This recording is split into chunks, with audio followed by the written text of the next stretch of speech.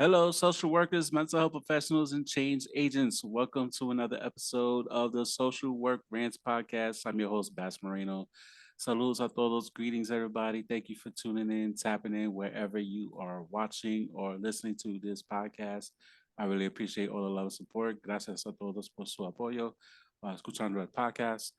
Um, Definitely keep following the podcast on social media on Instagram.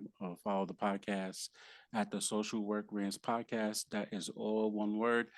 Follow the podcast on Twitter. Don't let Elon scare you. Just keep following me on Twitter at Social Work Rants. And type in the Social Work Rants podcast on Facebook, aka Meta.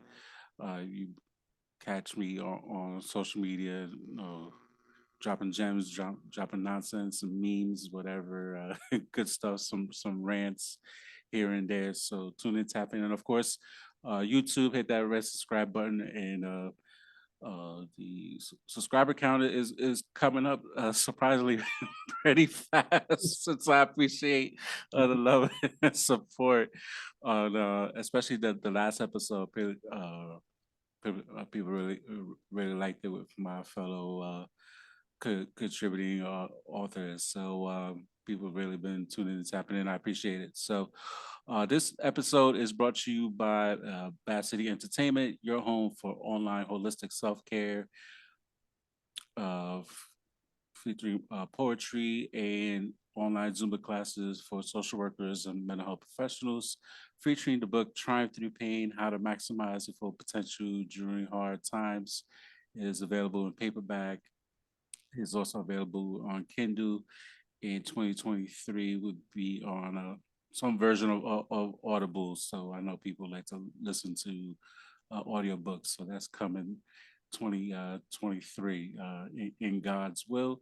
And also, for if you don't know, I'm also the contributing author to the Amazon bestseller Latinx and Social Work Volume 2. That's English, available in English and in Spanish. Um, Already a bestseller, like 2 days out, it was already a number one bestseller. So thank you everybody for purchasing of the book and supporting everybody. And I'm trying to get. I've already had a couple people on from the volume talking about their chapters in the book. So if you haven't listened to those episodes, please do. And there's more people coming through, hopefully. So definitely a lot of fun. It's been I would say pretty good 2022 to say the least. I'm limping towards the finish line, but because thanks Thanksgiving hit right after Thanksgiving, has been a little bit of a struggle. But and speaking of ending the year with the bang, uh, Friday, December 16th, we are doing. Well, I'm doing my first live podcast episode on Zoom. Go to bassmoreno.com, BASMRMSW. It'll be in the show notes. So definitely get your tickets. Uh, Definitely, I like to end the year with the bang every year, end of the year with the bang. And this would be a test to see maybe I might do a in-person event in 2023. So let's get the kinks out the way. It's going to be talking about, is it burnout? Is it grief? Is it compassion fatigue? Or it could be all three. And I'm sharing another personal my personal journey from like 20 probably like 2019 to present of things that's been happening. So definitely tune in, tap in, and appreciate love and support. Uh, and definitely get your tickets, bashmarero.com. And also, I got merch. This is the old merch, but definitely get some new updated podcast merch at Triumph Through Pain myshopify.com for Social Work Rants podcast t-shirts and up to date hoodies. I use a different company this time. Uh, all that being said, my guest at this time, Luccas Contreras, we've been going back and forth for a while, but patience. What's that saying? Patience is Patience is a virtue. yeah, traces patience the virtue and all the sayings that go into it, and life be life in sometimes, and that hashtag dad life is a full effect. It is real, and and you're still trying to get your degree MSW while with three boys. So that's a lot by itself and working full time. So we'll get into that a little bit. Luccas, how you doing, my friend? Hey man, Bass, it's well, first off, if you're not following this man and what he's doing, you need to get up and start doing it. I just really appreciate Bass, and I've been following his work for a while on the podcast and keeping up with the Latinx community within social work, which is a big passion of mine. Being Mexican, third generation Mexican, we got to stick together. We're a minority majority in this field, right? So, Yes. so definitely networking is important within this field, especially since there are so few of us that get recognized and help the other Latinx communities out there in the country. Um, but yeah, I'm doing good, man. I'm tired. I mean, like, worked all day, been trying to set this up. So yeah, like you said, I got three boys. I have a blended family. I'm out here in Wisconsin. Um, don't ask me why. No, so I got a blended family out here. I got three boys. One 7 that I co-parent with, and then my wife has a 4-year-old, and then we share a 16-month-old boy, and then yeah, then I actually I had given a son up for adoption years back, so um, got a blended family with lots of boys. Finishing up my MSW at the University of Wisconsin-Madison. I'm working out there in the trenches for the county out here, one of the counties out here in Wisconsin. I work for a Medicaid funded program called Comprehensive Community Services. Um, I work across the lifespan for kiddos, doing stuff in school, helping with IEPs, up to adults. All ages, all races, all different kinds of diagnoses. So a lot of tough work, a lot of hard work, but I love what I do. And on the side, I try to do this advocacy. Surprisingly enough, like I'm sure Bass feels the same way. Like this is what we do on our spare time, like our self care time, really. So, For real. um, but it's good to be here. I'm happy to be here. And I feel like whenever you talk and start vibing with someone, you start waking up a little bit more. So I'm starting to feel awake. All right, I'm glad. Yeah. I ain't trying to put you to sleep. No, no, it's, or it's nor been, am I trying to put any of your audience. If you're like, oh man, I'm gonna have to edit this episode real hard. no, it's all good.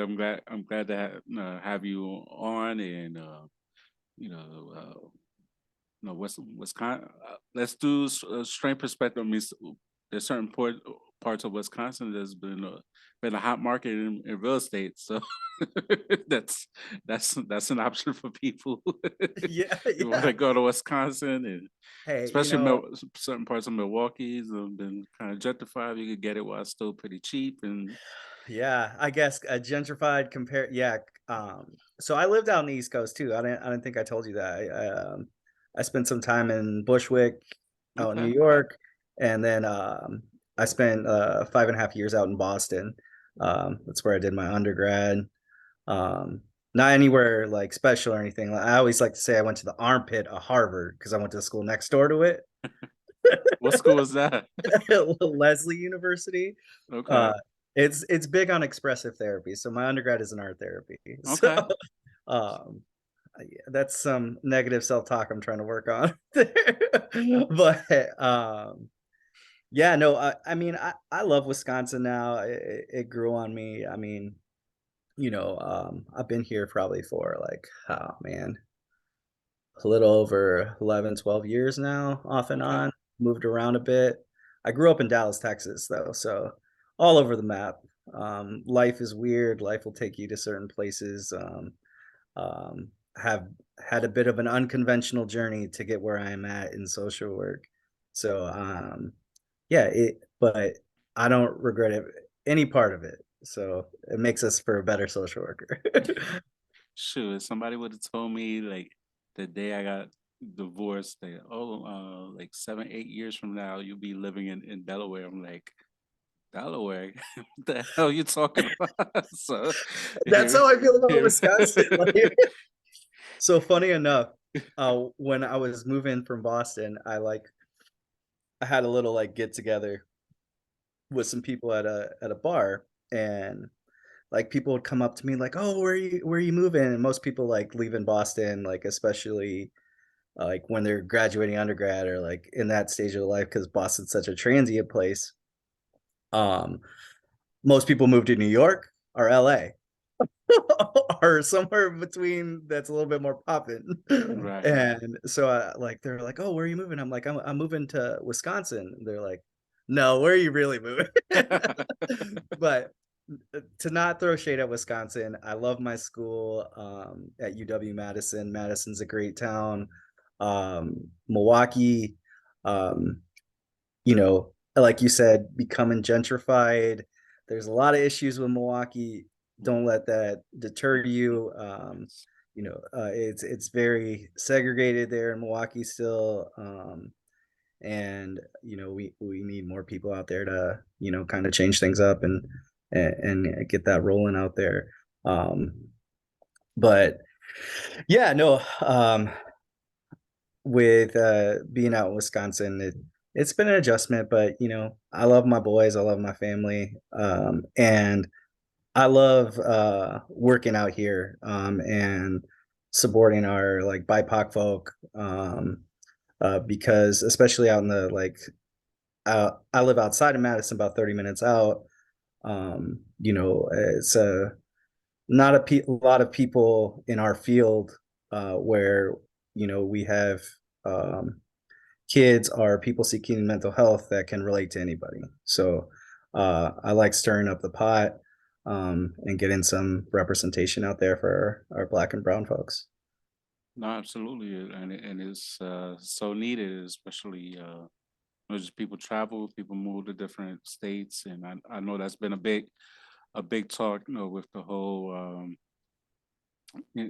interstate compact that's kind of like already been like in the works and like and trying to get rid of the licensing exam and I've talked about it at nauseum about my hatred towards that damn test and No, it from listening to your podcast, I like started like just no pun intended, ranting off to every other social worker. I'm like, I don't know why we have to take this stupid test.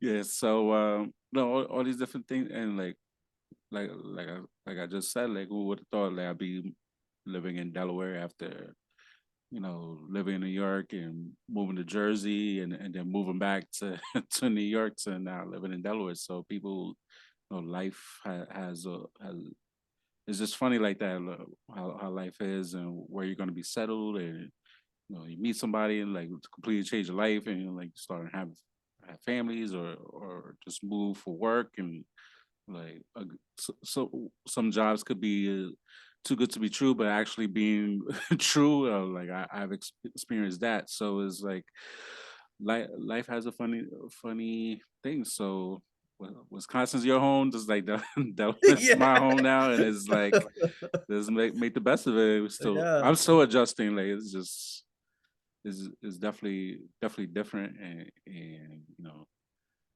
just driving anywhere, my feet already been struggling for 16 years of doing home visits and so my feet are definitely suffering from my professional, but now driving 3 hours a day every day Oh, to go to work. So it's like just different, just these little things that just compound to life happening. So right.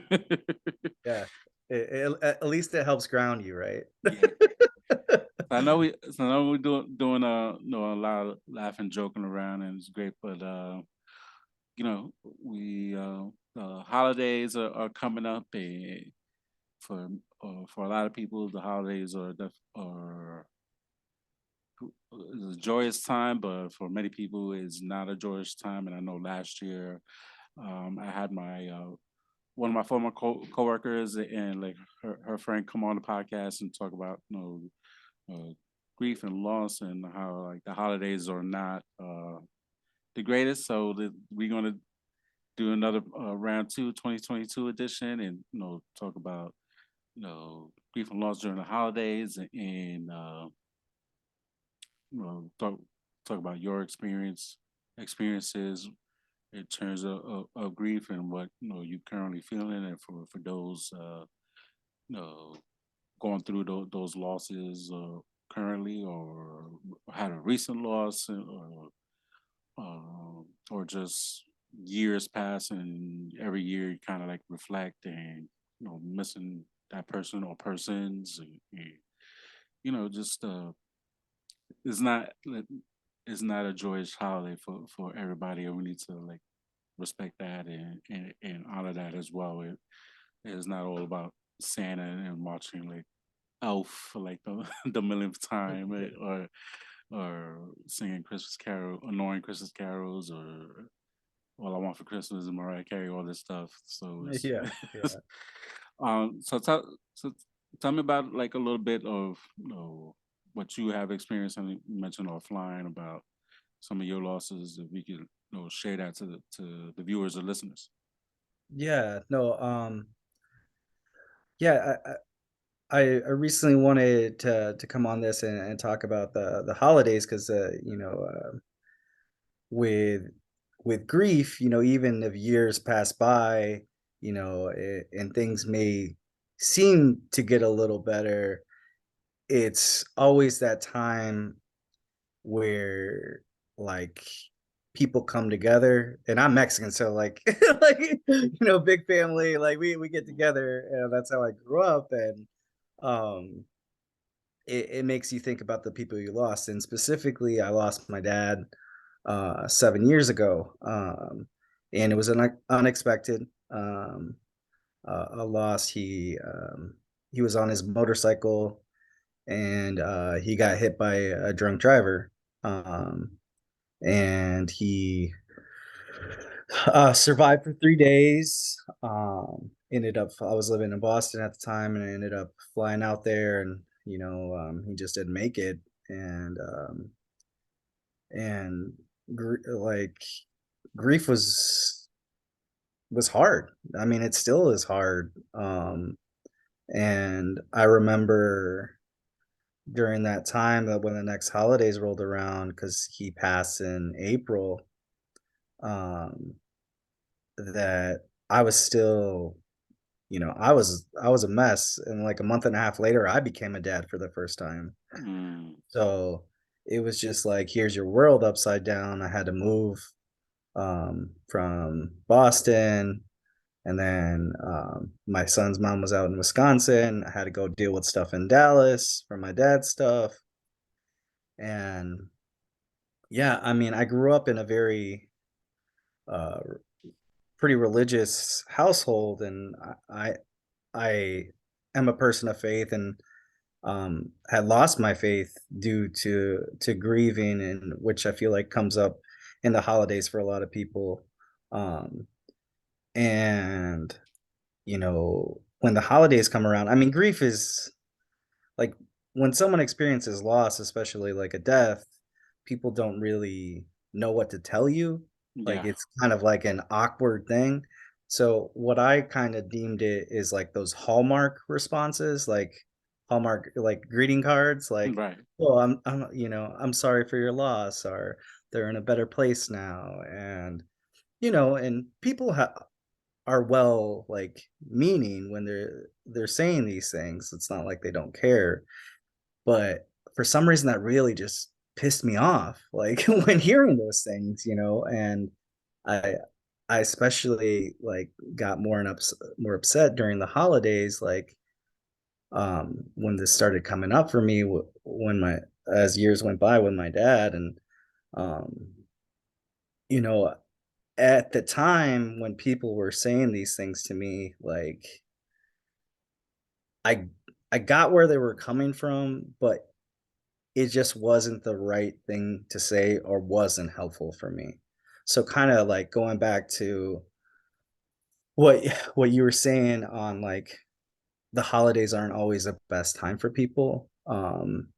You know, everybody needs to be aware of that, and like, you know, like try to be supportive to those, especially that are close to you that have lost someone, and really see like what they need rather than telling them like, hey, um, I'm sure that like they're watching over you, or they're in a better place now, you know, anything like that, because it can start to come off as like dismissive Hmm. or not validating of your feelings. Right. Um, and again, death's an awkward thing, grief's an awkward thing, so Yes, it is.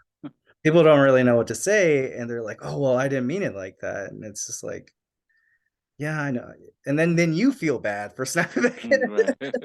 it, so just being aware of like, "Hey, tell me what you need." And sometimes just sitting with someone and being like, "Yeah, this really sucks." Like Hmm. that's all there's no sugarcoating it. Yeah. Like this person is gone, like whether and grief doesn't have to just encompass like death. It could be like a divorce, it could be Hmm. you know a divorce, or it could be like Anything. anything, like loss of a job. Right. um you know so especially around the holidays, like let's say you lose your job, and if you have a family, it's like what can I do? Like how can I support like my family? Then you start feeling like a failure. Then then you just go down the rabbit hole. A lot of people do, um, with questioning life during this time. And um, it instead of, when we think of holidays bringing people together, it can make people isolate more, even if they're around a room full of people. Yeah. So yeah, I as like as time went on, it got a little easier with my dad being gone, especially as I was able to like work on myself, on how I was dealing with the grief, because I'll tell you, I wasn't dealing with it so great. um with like drinking and all the other stuff that um kind of goes hand in hand with not dealing with things very well. Hmm. Um but with holidays coming up, and well, Thanksgiving just passed, and now Christmas, I reflect a lot back on my dad, and um, I reflect on being a dad myself, and um, how I want to be present for my own children, my own boys, as present as my dad was here with me, and to show them that if dad gets upset during this time, like it's because I really miss my dad, I miss their grandpa, and showing them that it's okay because death is a part of life, and it's okay to feel these things when we're going through them, even if they don't understand. Um, so yeah, I mean that's a bit about like for me, and then also I start to reflect on people I've lost as far as like friends go through like mental health, uh, Hmm. like substance abuse and ODs. And since I work out in the trenches with like folks that are low income, I'm working with a lot of people that are homeless or have substance use disorder, or like uh, I have dual diagnosis or comorbid with like a lot of our other like diagnosis, like with schizophrenia, and you know, the during the holidays, sometimes these people have nowhere to go, Yeah. and you know, you have to work with them in supporting like what is going to be the best option for them to get through the holiday, you know, and that doesn't necessarily mean like presents and all of that. It can be something as simple as like spending time with someone, getting them a hot meal, So I guess really what it comes down to is what I think about when talking to someone who's grieving is don't assume, don't guess, but be there. Like just be present. And when someone's ready, they're ready to tell you, or if they're not ready, you know, just being present, see and working with them and seeing what they need is just as important, more important than saying like one of those Hallmark cards, you know what I Mhm. mean? No, no, absolutely. Um, yeah, I mean, just like thinking back, like the first really kind of big impactful deaths I really experienced was, I had a classmate who had passed away like years ago, a former classmate. Literally saw him a couple of days before, then all of a sudden I remember it was like on a Sunday, and then how in the hood like we had like the memorials against the Yeah. wall, like the building, and all like the liquor bottles, whatever. And I saw a picture of him. Like I just literally just saw him like 2, 3 days ago. Like, and then finding out what happened, and I had like another friend like that I grew up with. Like he had like passed away. I literally had saw him like a month prior to that, or even before that. And I like literally just saw him, had a conversation with him, and like was asking me for money, and it's like he passed away. So it's like, and then of course like talked about on the podcast and even in the book about my ex-wife, and like kind of like, and then just, and it's only not like just hearing like, oh, like, I'm sorry for your loss, or like I actually like the company like sent me flowers to my mail me flowers. So it was like, that was like, I appreciate that, and but I found it like weird at the same time. It was like, okay, like what the no, what to do with these flowers, and it's like while still like had to be like full on present and for my kids, and it's like, all right, like setting up funeral arrangements and like making sure like they're all right, and like still trying to come up with an age appropriate response to tell like my daughter, and it's like, and like making sure they're gonna be all right while I go to the funeral, and it's like it was just a lot happening, and real fast. We'll go from like Wednesday, and like was there like Monday, got a phone call. Tuesday, went to the hospital, go see her. Wednesday passed. I still work Thursday, still work Friday. Um, Worked Thursday while setting up the funeral arrangements. Then Sunday happened, the funeral, and then that was kind of the end of that. And it was like, all right, and then I go visit the cemetery, and it's like they got she was cremated, so they got the wall. Like Mm. they put her in somewhere. I don't know how they did put her remains like in the wall, but it's literally just like her name in the wall. So it's kind of, Like a mausoleum thing. yeah, kind of something like that, whatever it's called. And it's like, she used to say to me during our marriage, like sometimes talking to you is like talking to a wall. So I'm like literally like talking to a wall. And it's been a few years that I used to go see her. Yeah. So it was like kind of like, all right, now I get what you've been saying like for years. And it's like when my mom passed, that was kind of like that was a real all of a sudden too, in a matter of a month. Like coming home, literally discharged from a nursing home, a month, a stressful month, to try to take care of her, and then boom, like they call 911, and within a month, gone. It was like. that was like the rest of the year kind of like numb, but not really be like numb. And it's like, and I always like advocate like there's not enough days that companies give. So there's never enough grief days anyway, but like just 5 days or 3 days, 3 to 5 days is not 3 days. like nearly enough to. You just even still trying to process like a loss, and still trying to do funeral arrangements and like to go back to work, and it's like not not in like a great situation. Then it's like you're lucky I'm here. Like I'm here physically, like I'm not like mentally I'm not here. So it's like, and then like I talked about on the podcast too, I think like subconsciously, since my mom worked at a school, made my job a little even harder Yeah. at the school, to a point like the compassion for, definitely had compassion fatigue. I was like, yo, these kids like spit at me one more time, or throw a chair one more time, or asking for a break one more time. It was like, yo, they go,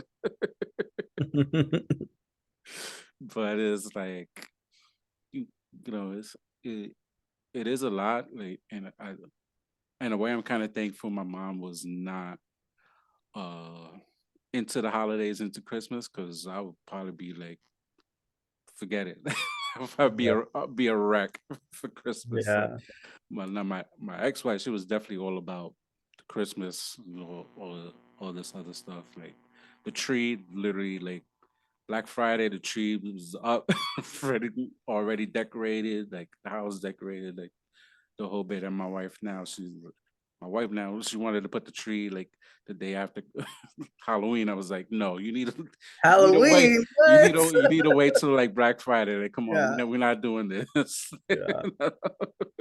But like, it kind of like comes with the territory of just like loss, and it's like anything. You might smell something in the air, just like reminds you of a person, or a song, commercial, TV show, like anything, and it's like, or uh, anything would just like remind you of a person. And like I mentioned in the Latinx and social work book launch, like I made a promise to my ex-wife to keep her memory alive to the kids, and kind of like share funny, crazy stories. And now that they're older, they some of the stuff that happens, now they get the joke, so they find it even more funnier than when I first told them the story. So it's like, um, you know, things like that, and even like my daughter's like a spitting image of her mom. So it's like, I'm not looking forward to, as she gets older,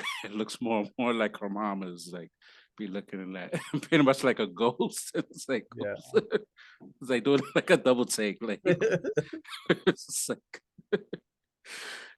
and like my son has some of that, like kind of like his mom's like kind of like anger outbursts and like things of that nature. It's like, I'm like, it's like, don't play with me.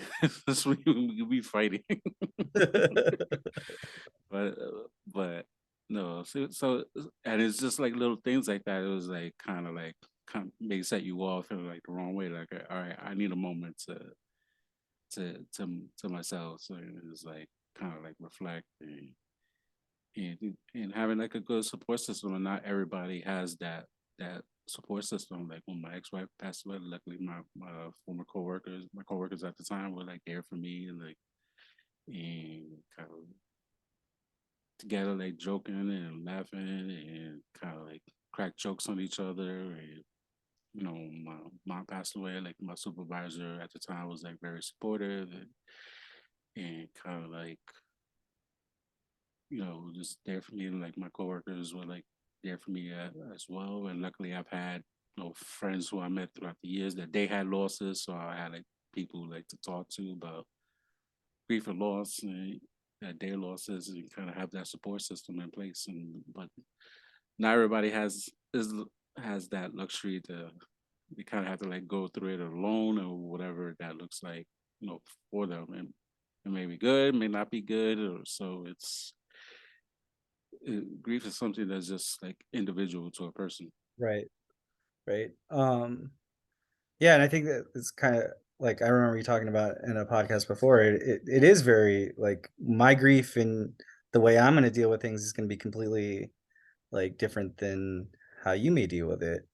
Um, I wanted to go back to, like, when you were describing some of the stuff, like, that you were going through, like, when everything just kinda hits you at once, especially if someone goes by fast, or goes fast, and talking about that bereavement time, the 3 to 5 days, like, you don't even have time to even process or, like, grieving, it's not even a grieve, you're just surviving at that point. Yeah. You're just trying to make the best decisions possible, like, with the funeral arrangements, it's, like, things that you go through, it's, like, half the time you're, like, on autopilot and just trying to survive, like, at least for me, on how when my dad passed away, it happened so fast with, like, then you're looking at, like, a police investigation, and then my dad was a firefighter for the city of Dallas for 33 years and, was a well-known person, so then, like, we had, like, TV reporters out, like, in Oh front of man. the hospital and, like, um, all that stuff going on, and then, just people coming out of the woodwork, and, like, it's like, I get, what you're trying to do, but it's just like there was just times where it's like, I gotta keep it all together, like, there's no choice. Yeah.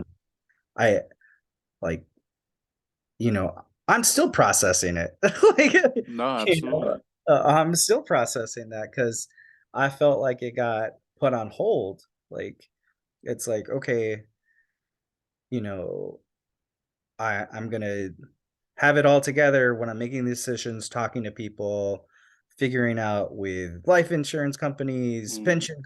pension, like different things here and there, getting a death certificate, doing all this, going through his stuff, um, trying to figure out if he had his will in place, like, um, all this stuff, and then I just remember, like, when I when I'm upset, it's just like, I don't wanna be here, like, once those, like, flooding of emotions hit me, like, I don't wanna be around anybody, like, I'm like, "Just give me my time, give me my space," and then I, like, completely would break down, like, would just completely break down, and, you know, over time with, you know, on top of, like, other grief and trauma that I've had, like with loss of people or different things that have happened, um you know you begin to notice, like, for me there was like a delay, and like I didn't deal with it, or like not deal with it, but I didn't process it in the moment when things were happening, and I have to catch myself at that time sometimes still, because it's like, then like days later or like hours later, it's just like I just start crying, and I was like, "Where is this coming from?" Yeah. Because, like, my brain, like, hadn't caught up to what was going on, and it's like, "Oh, well, like, why are you crying to this song? Like, this is a happy part," like, but yeah, no, I think just when you're in the moment, like you were saying, you're just on autopilot. You're trying to be present as much as possible, and it's really hard. It's really hard to just get through that in that moment. Um, so when, like, holidays start coming up, like, you know, I think now, um, like I've noticed this in, like, our field, especially, like, with the joking, and, like, it's like, man, we're talking about some real effed up stuff right now, but we were able to laugh about it, Yeah. because and that's a really, like, to an extent, it's a really healthy response, to deal with, emotions, and so now when, like, that grief comes up, like during the holidays, I try to think about it's turned it from anger and sadness, still some sadness, but um, to things I can remember about my dad or loved ones I lost that are funny to me. Like this is the way they did this. This is the way they did that, and like cracking the same stupid jokes to my sons are like, this is why this is important. This is what my dad did, and this is why this tradition is there, and all of that. So I think that has been helpful for me as time has passed. Um, and just trying to savor that moment while I can, um, rather than spending that time being upset about it anymore. No, that makes a lot of sense. And let's go back to the word or no autopilot. I think that describes doing all the things like the life insurance, wills, setting all that. I make those phone calls, Social Security. Like it's really just like on autopilot. Okay, this is what like I need to do. Make these phone calls. Make the time. I should write things down. I need to call this. I need to call this. I need to call this. And it's like set up everything, and by the time you know you done like like everything off your checklist, and like you still like you said, like your mind doesn't catch up to like everything that oh to actually feel something that to a point like it could be just time will go on like months or whatever, and you have never processed that grief because you so like okay like you mentioned like pensions and all this stuff, and that pension process for my mom was so annoying, Yeah. and it was like the, the life insurance, and it's like death is expensive, and people don't like to talk about death as it is, um, but the importance of life insurance and actually getting more bang for your buck and what you actually paying for, and making sure you actually have good life insurance. So I know I talk a little bit about that on the podcast too, and like to have life insurance like expert to come on because I know like jobs, like social work jobs, if they offer benefits, they like to throw that group kind of life insurance with it, and it's only good while you're at the job. If you leave the job, you can't take it with Yeah. you. So it's like Right. um and things like that, the importance of that, and you can literally spend eight, nine, $10,000 on the funeral, and the funeral home will be looking like a crack house, for Right, better words. right, So, right. Yeah. so it's like we spend all this money, and the place is crap, and whatever, and you doing the funeral, and it's like people don't like to talk about it, but that's the fact. That's real, and it's like okay, like you know, more people don't have life insurance, and we see all these GoFundMe pages and all this other stuff, and it's like I know a former classmate of mine, high school classmate of mine, he had passed away. I'm like, he worked. Last I heard, like he worked at a as an electrician. You would think would be like a union job, and was like it was an electrician, and I seen like a GoFundMe page, but like, bro, like yeah, no, like life insurance, like you got a kid and you got like an ex-wife, and again, like nothing set up, and I seen a GoFundMe page is like we got to do better, and I know, as us like you know Latinx Latino men and just us in the community, like we have to do better than a GoFundMe page. Like we have to get educate ourselves in terms of like life insurance coverage for our families, like our out our families are living longer, and we got we basically taking care of like I'm not taking care of my dad my dad now, and is like taking care of my mom, and it's like kind of they go back to like baby behavior, and it's like it's Yeah. like I like after my daughter did not want to have another kid, and like you acted like my other kid. It's like, Right. and it's like no, I did not sign up for this, but no, that's stuff that we do. This like part of our culture that we do. We take care of like our elders, whether it's annoying or whether it be like, as we get older, like our body starts breaking down. So like it's like caring for somebody else is like you hurting, like I'm hurting too, and you causing Right.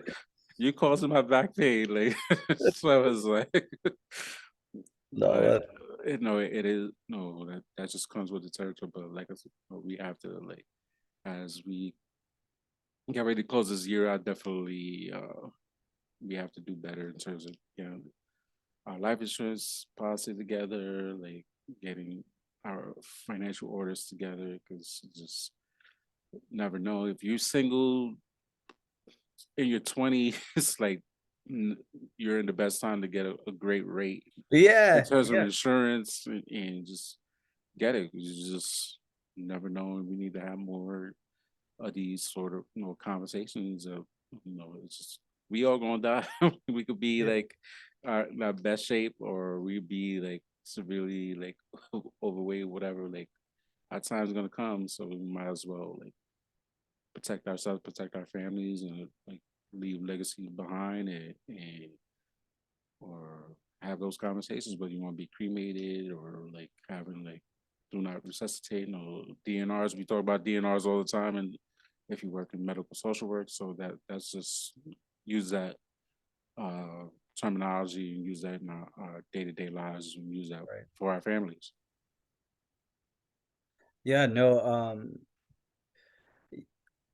with life insurance, I people think I'm like crazy or morbid for like getting like extra life insurance or like anything like that. But um, my mom, who's still with us, 2 years after my dad died, she went into cardiac arrest, and she went into the hospital, same hospital that my dad died in, like same ICU, everything. So it was like all this started flooding back to me, and the doctor was like, people that come in like her don't come back out, and even if she did come back out of it, she would essentially be a vegetable. But she's a medical miracle. She powered through. And right now she went back teaching full time this year, bilingual in inner city Wow. Dallas, like in one of the roughest schools in elementary school. So it's like, you know, she is a miracle. But one thing I learned from when that happened, and one thing that she learned, is having everything set up. You know, having your will in order, your advanced directives, like life insurance, financial stuff. Because after the cardiac arrest, she was in a car while this happened, so she had a minor accident. Mm-hmm. So the like when she went to look at getting better life insurance, no one wanted to give her anything, Right. because now she has this condition, and so she has like crappy policy that she's paying into a lot for. And it's like, my mom has given her whole life to teaching, like, bilingual, um, and in Dallas, and it's just like, it's so crappy, like, you know, if she would have passed away, it's like, like you were saying, like, oh, we'll have like the cheapest funeral, and they still charge you up the butt for Yeah. everything. And so that really got her thinking, and myself thinking, about life insurance. And I'm glad, like, I forgot you were talking about that before, because I always feel like people think I'm weird for like wanting to get life insurance. And then like I also, like, for my young boys, I had my life insurance agent, who's a friend of mine too. But as social workers, I would say a good amount of us aren't in it for the money. So, and I don't have a lot of money to give. So, one thing my life insurance guy told me was like, oh, if you open up a life insurance plan for your kids when they're young, you can put money into that account until it's paid off. Like you can set the age to like 22 or something like that. And then so the policy I got is I pay in it until it's paid off, and then they have this sum of money that's like 10K that they can take out once they're eligible to get the life insurance. So at the age I set was like 22. Um, so I can be like, here, this policy is yours, is paid for, and here's like 10K. Yeah, it doesn't seem like a lot of money, but that's like a down payment on a house, that Right. help you, start something, or like, if you're having trouble, if they like have trouble getting into school or whatever they need to do. And on top of that, starting them younger on the life insurance policy means that they're locked into that policy until like they're 45 years old. So if God forbid they like get some terminal illness or some some disease or something like that. But it's crappy that we have to think that way, you know, No, it is. about the system, So um but yeah, I mean I think that, going back full circle with with loss and during the holidays, it's like reminds me of my dad in the sense like he was always ready for anything to happen. like even before he passed, he was just like, oh, like son, you never know when I'm not gonna be here. So it's like that now, like and especially like in the Latinx community, like I always joke with my kids, my oldest son's 7, I'm like, "Son, you're gonna be, wiping my butt when I'm old. You better not put me." I'm gonna I'm gonna put it in my like, in my directives that you none of y'all are putting me in a nursing home, and if you do, you're not getting anything from my will. Um, No, but yeah. no, but it is. No, it's important. And no, you mentioned showing our kids about grief and loss and having like whatever questions they have about the shared loved one that's no longer with us, and have those type of conversations, and just listen to them. And sometimes they'll I mean, my kids taught me about more about how to deal with grief and loss than I took a whole class in grad school about it. So it was like, and just like their toughness, their resilience, and it's not even.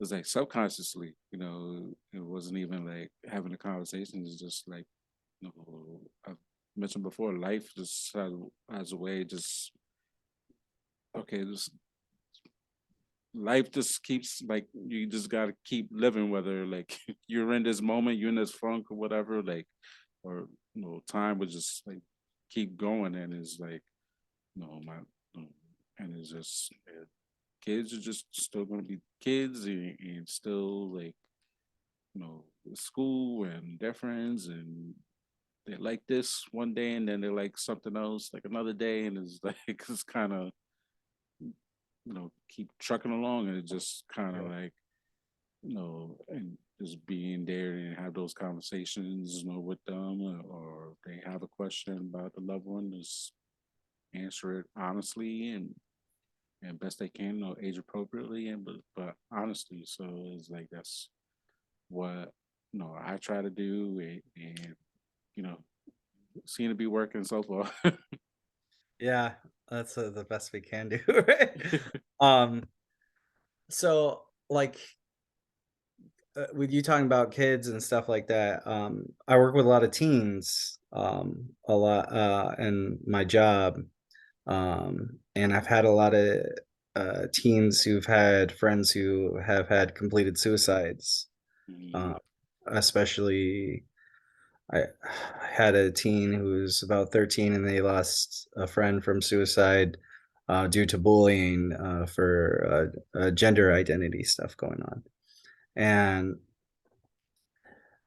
when I worked with this teen, I was going to the school, and I'd been working with them before their friend had passed. And we were doing some good stuff, and they were seeing like the school social worker and then like a therapist and outside therapist, and whatnot. And when the friend passed, I went to go talk to them because they were struggling, on the verge of like thinking about harming themselves. And I started to do some age appropriate grief stuff with them. And I'm like, has anybody talked to you about this? Like, they're like, no. And so it's just like, even I feel and not to like dog on any of the other like professionals that she was working with or anything like that. Um, but again, it shows you how awkward grief can be even within like counselors or social workers, um, that maybe that is not their area of expertise, especially with like a teenager. But found it like surprising, um, for when this teen told me like, "No, I don't really know what that is," or like, "No one's really talked to me about it." Mhm. Um, so yeah, it kind of just brings the question to me, like, um, when talking to teens, whether they're our own or like children of our own, like,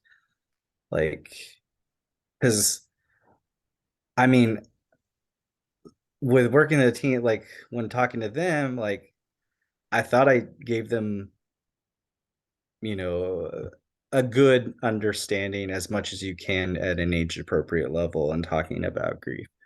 Um, and I don't know, is it like, what would you say for social workers? Like, how can we best effectively talk about grief?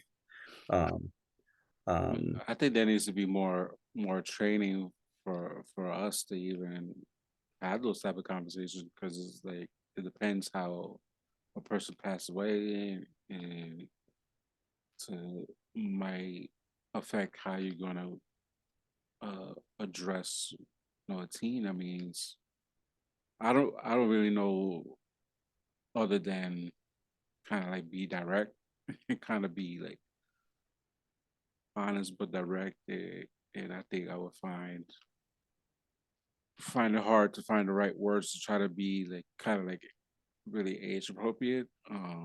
Especially this generation nowadays is totally different. How yeah, like I grew up and it's like kind of like be sensitive, but at the same time you kind of have to like be honest and direct, and maybe they might not be ready to hear what you got to say, but nobody's really ready to to hear a conversation. yeah, Even as adults, not in the field in terms of like grief loss, death, like how do you feeling? What is that? Are you even processing what happened, or do you know what happened? Made the person experience, uh, right. saw something, or just kind of like being traumatized of what happened. So it kind of like depends on the situation and kind of go from there and assess like were you there? You see something? What do you hear? And it's like the person could be just traumatized of what happened. So it depends, but definitely like we need more training in terms of having conversations into how to best, I guess, best practices of how to go about doing that type of grief work. Yeah. Yeah, because I think it becomes in, then Because we're going to see it more and more, especially with COVID, and I'm glad to see like a lot more like CEU trainings in terms yeah, of like COVID and grief or anything related, post pandemic stuff that's been out there like recently that I've seen. So definitely, it should be more and more of an emphasis into having these type of conversations. Yeah, no, I mean, the only, like, conclusion I came up with, and maybe I'm wrong, I mean, I'm always a person who's like, "Yeah, let's, burn the system and redo it," like, or challenge it as much as possible, but, like, the only thing I could think of within this particular case that I had was the liability aspect. Mhm. Of, like, again, kinda going back to the training.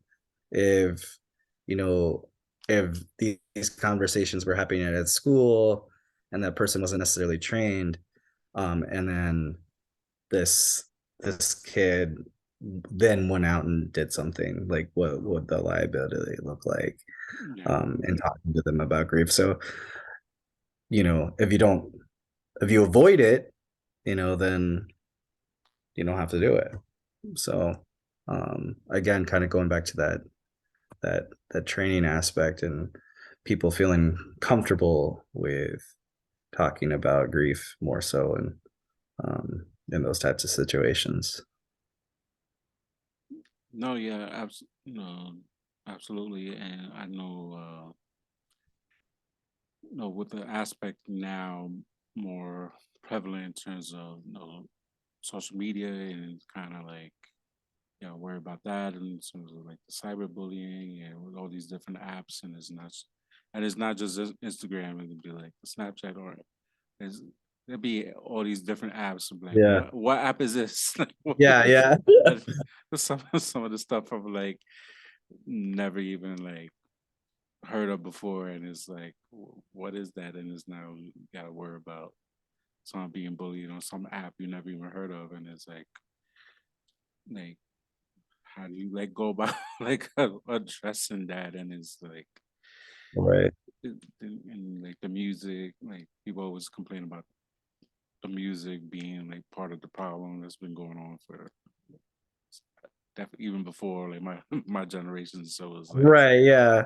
and so it's so many different variables and so many different things, and you know, pandemic has definitely played like a extra huge role, with the isolation and the lockdown that took place, and people like now getting back into the swing of things, pretty much of school full time, going in person, and then like whatever life circumstances that happened prior to lockdown, and now people are probably still dealing with those issues that they had before the lockdown. So it's like it's just a lot that's been happening, and of course, and not to mention all the political stuff that's been in the forefront these last several years, and just the news is just like turn on turn on news is just as dramatic as like anything else. So it's like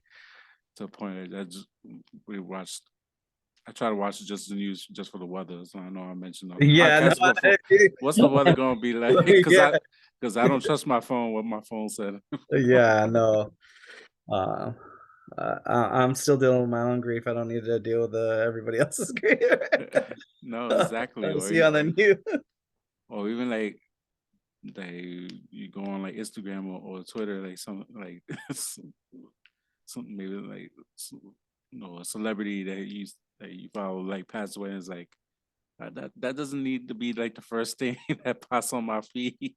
Yeah, for First sure. thing in the morning while I was still trying to sip my coffee. So it's like it's just it's just a lot that's happening. So I mean, um, now in term when you mentioned about your dad, how like I know you said you're getting a little better, but how would you want somebody who probably like never met or just starting like to meet you, get to know you, like, and you somehow conversation with your dad kind of was brought up. How would you like somebody to acknowledge the loss of your dad? Yeah, yeah. I think it comes up very often. Like Especially, yeah, I would say around the holidays, like, oh yeah, like what is your family gonna do? Or like, just kind of the basic like, hey, how was Christmas? Or what are you gonna do for Christmas or like Thanksgiving or whatever? And I'm like, oh well, yeah, no, I lost my dad 7 years ago. And I feel like the automatic response, and I don't know if I've gotten numb to it, is just like, oh, I'm sorry. Like, and I think at a certain point, um, you're just like, "Oh, it's okay." Like, it's not okay, but it's okay, you Yeah, know?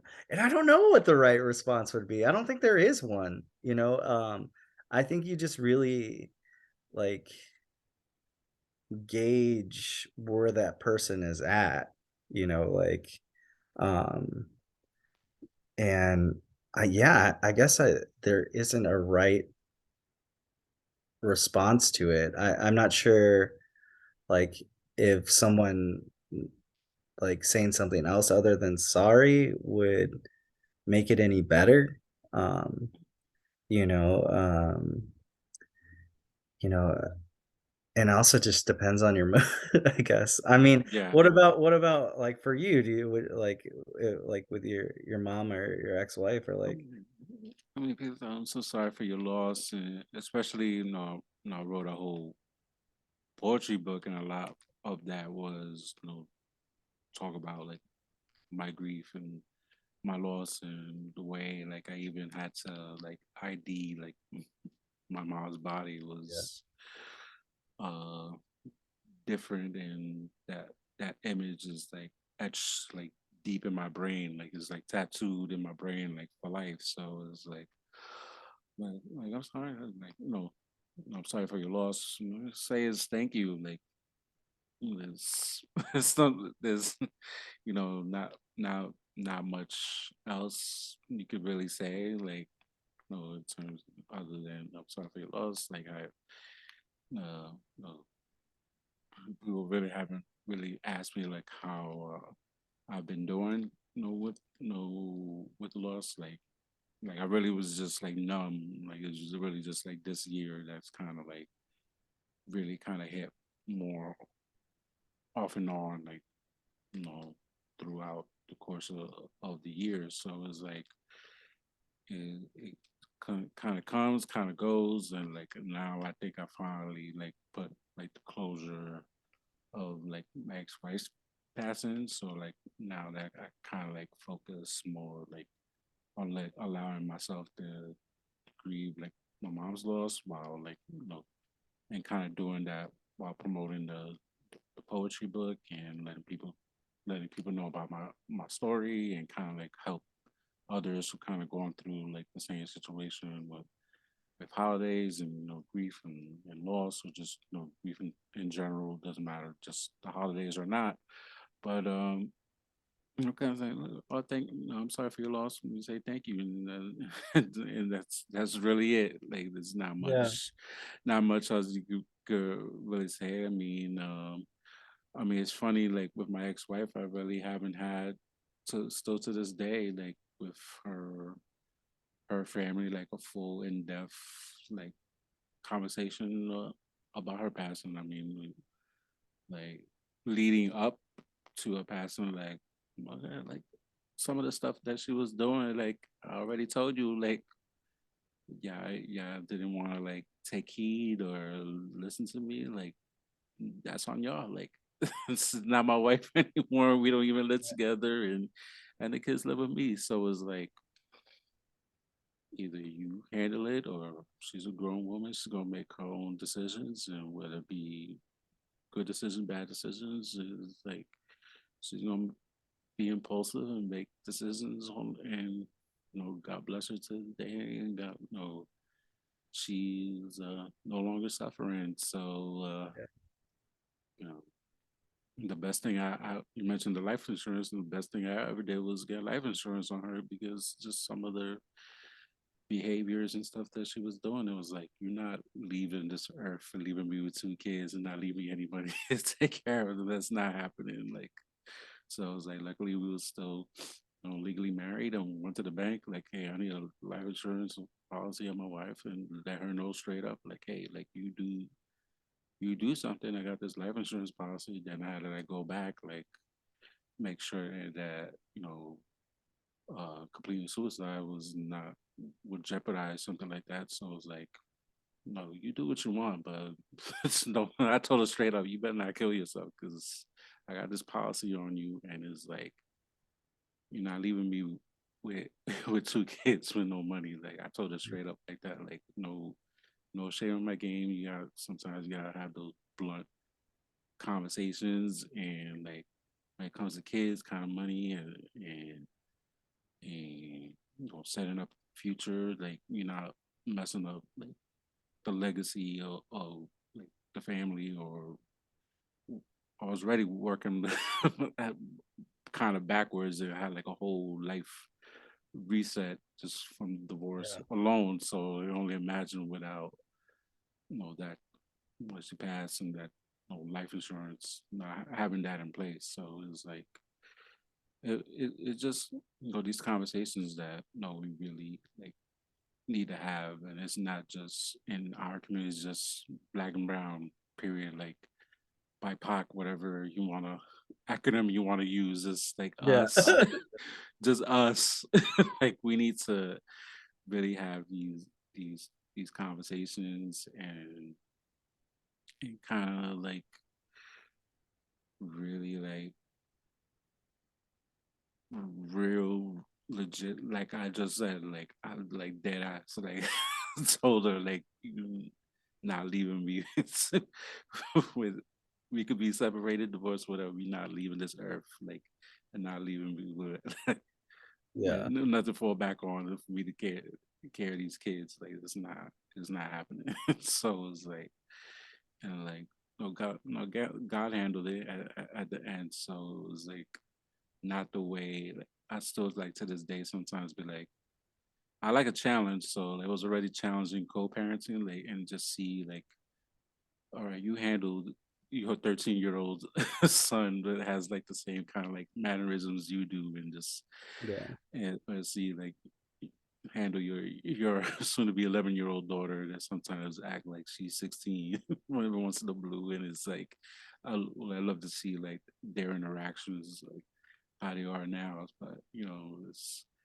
that that's like the part of the grief too, is like what would have, could have, like Right. like those conversations that never happened, or like milestone like graduations, like middle Yeah. school and then like eventually like high school stuff. And it's like, well, I told the kids all this. I just told my daughter like last week, like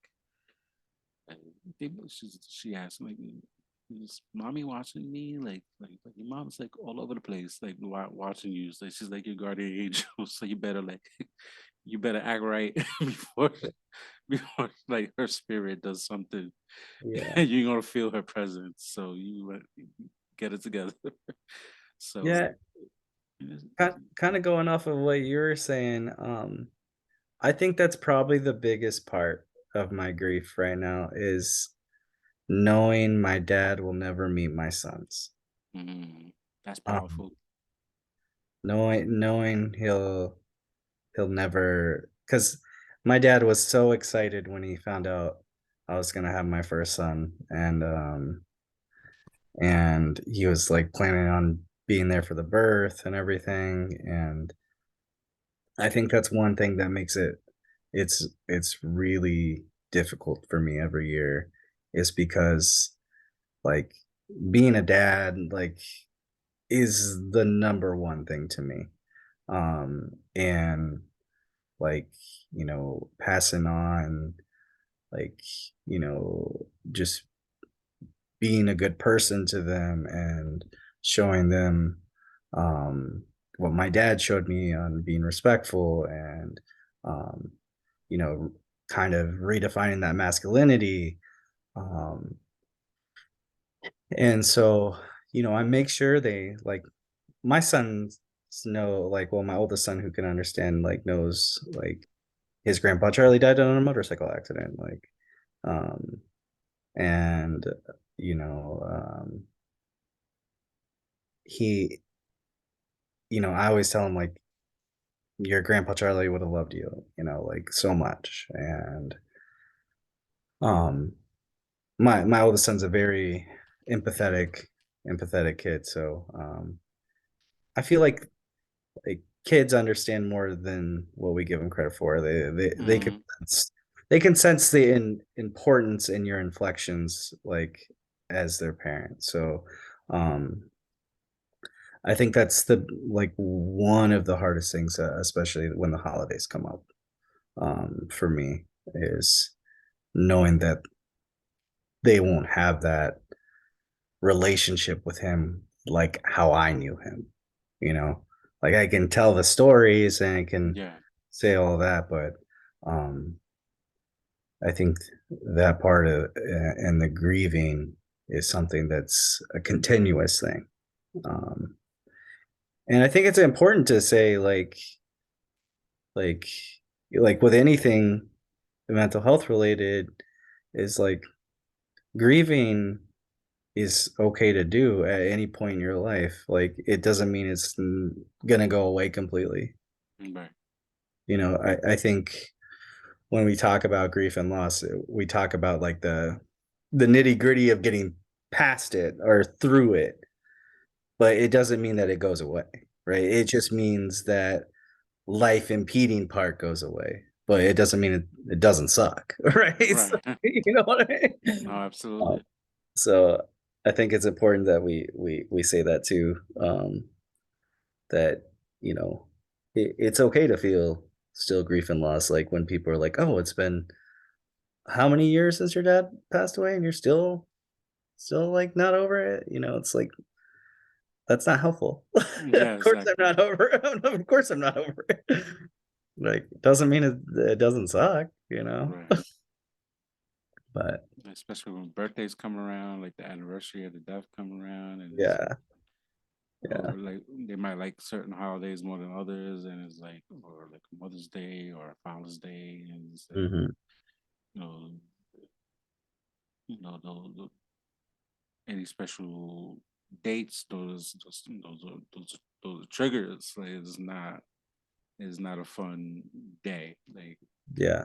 Like you could be like the busiest person in the world, and like and then like at some point on that day, like, you might have a busy day, but at some point that it's gonna like your body's gonna be like let you know like this day like this happened. And it's like oh snap.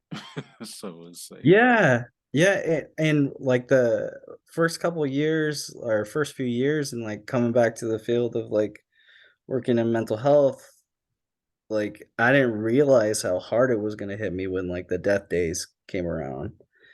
And then now, I always tell my, like, supervisors, it's like, "Hey, this is, the day that my dad passed away,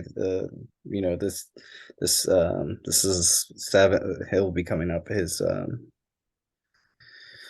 8th anniversary in April, but I always let my supervisors know, it's like, "Hey, if I'm struggling that day, then I'm gonna let you know, and, if I have to leave, then I have to leave." I mean, I think it's important that you be transparent and advocate for yourself and not just, like, tough out the day, right, Um, because then you're really not good to anyone, um, I think fatigue, and burnout in our profession is very much real, and sometimes we tend to avoid our own things by talking to other people, um, and but we forget that that's possibly a disservice to that other person because we're not at 100. right.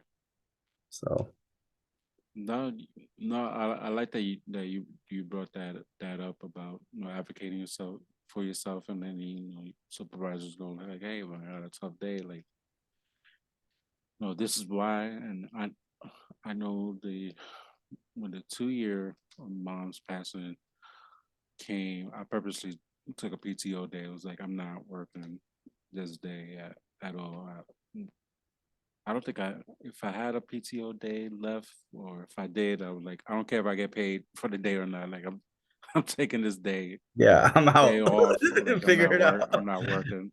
I was already burnt out from working anyway, so it's like Right. I'm taking my day. Like screw y'all. So um, let's see what 2023 kind of like brings. And I mean, in my head, I would like to be like the anniversary day and just purposely take a PTO day and just not work that day. Uh, Yeah. period, if I could, but you know, so that's like possibly moving forward. That would be like a game plan for me, and being so close together to Mother's Day. So it's like kind of like, all right, I need to. Yeah. I can't be around work. Yeah. No, for sure. And I think, I mean, I think we're on the similar, like, page with, like, that's what we need for that day. Hmm. And some people, it's okay, some people don't need that. Some people Yeah, need to be busy. yeah, exactly. Like, so again, recognizing grief looks different for everybody, and the way you can get through it is going to look different. If you need to advocate for yourself to take time off, then do it. And that's okay. You don't have to be hard on yourself for doing and taking the space for yourself. Or if you know it's going to be harder if you're going to like sit home all day and like ruminate on it, then yeah, keep yourself busy, but make sure at some point you're doing things to process, like to have some sort of process or like self-care to know like, yep, this is that day. I can't just make it disappear. um, but just recognizing that in one form or of another, if you need to stay busy or if you need to take the day off. No, of course. Um, where where can people? I mean, we could have this conversation like it's literally like all night long, but Yeah. uh, um, just for the interest of Zoom and recording time, where can Yeah. people where can people find you on in order to stay in contact with you? Sure. So my Instagram, um I have a I started my like more advocacy public Instagram handle, and that's dad and then boots, Boots, and then the number 2, dad boots 2. Um dad boots 1, just dad boots is my personal account. But dad boots 2 is the one you should follow. All right, awesome. Yeah. Well, thank you so much for this conversation. It is very much needed, and just for so many levels for the social work community, just for our community, to the Latinx, Latino, Hispanic community, and having this awareness that and people just be mindful, like not everybody's or in a joyous mood to celebrate the holidays and people going through stuff and in terms of grief and loss, let's continue to have these type of conversations.